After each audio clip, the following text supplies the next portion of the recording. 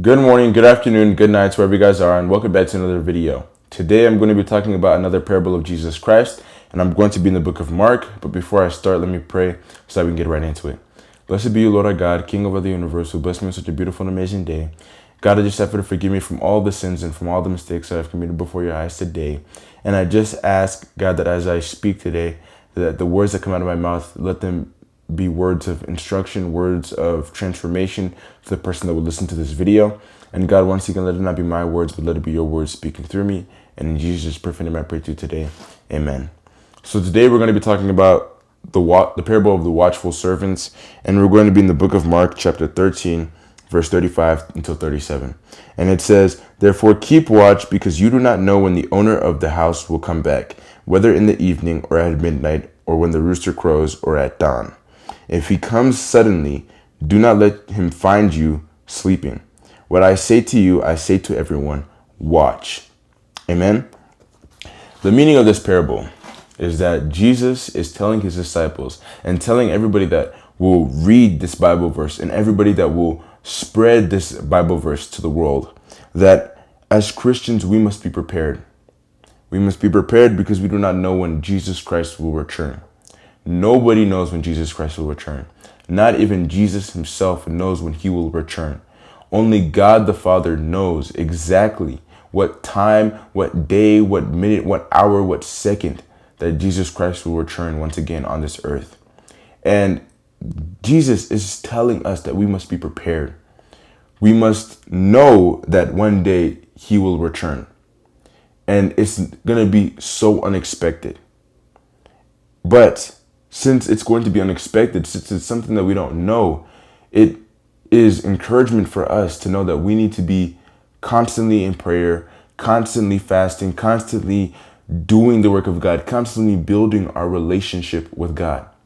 Because just like I always keep on saying, and that I've said in these past videos, is that when Jesus Christ returns and when judgment comes, it's not going to be a moment for you to do those last minute fixes, to pray and do all these things.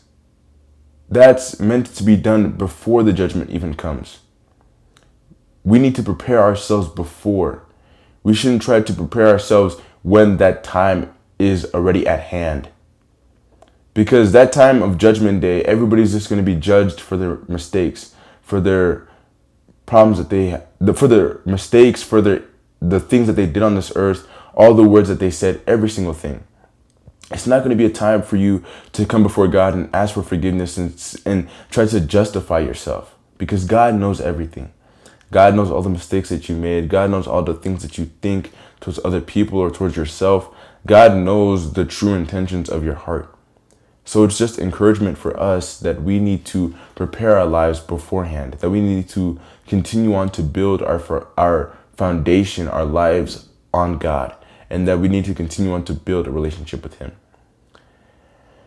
And we don't just see this in this specific verse, but we see this all throughout the New Testament, all throughout even some verses in the Old Testament, just instructing us to be prepared, to be constantly doing the work of God, that we shouldn't be asleep, that we shouldn't get tired, that we shouldn't fail to keep on doing good, but that we should continually do good, that we should continually love other people, that we should continually ask for forgiveness because we are sinners and we make mistakes.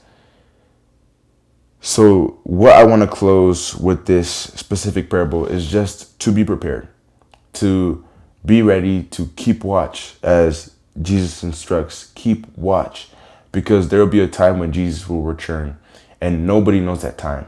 So it's good that we may be prepared for that time. So when the time comes, we know that our relationship is good with God. Our relationship, the life that we lived, was a good life that is filled with a true, deep, intimate relationship with God. And that is all that I wanted to say about this parable, and I hope that you guys enjoyed it. And let me close this video with a prayer. Blessed be you, Lord our God, King over the universe, who blessed me with such a beautiful and amazing day. God, I just want to say, please protect each and every single one of us, God, in this world today. Because, God, the end of the world is coming soon, and your son will return once again. And nobody else knows when that day will come but you only. And God, I ask that you may continue to help us, God, that we may be prepared, that we may be ready. So when that time comes, we're not panicking, we're not scared, we're not anxious, but that we have boldness and we know for sure that our relationship that we built with you is good and is strong, and that you know us and that we know you. God, please, I just ask you to continue to protect us and continue to give us strength. And because that day for us should not be a day of panic or a day to be scared of, but it is a day for us to rejoice, to be happy, because that's the moment where we get to experience true peace, to be in your presence for eternity. So God, please continue to help us, and please continue to strengthen us throughout this world that we live in today. And in Jesus' perfect name I pray to you today. Amen.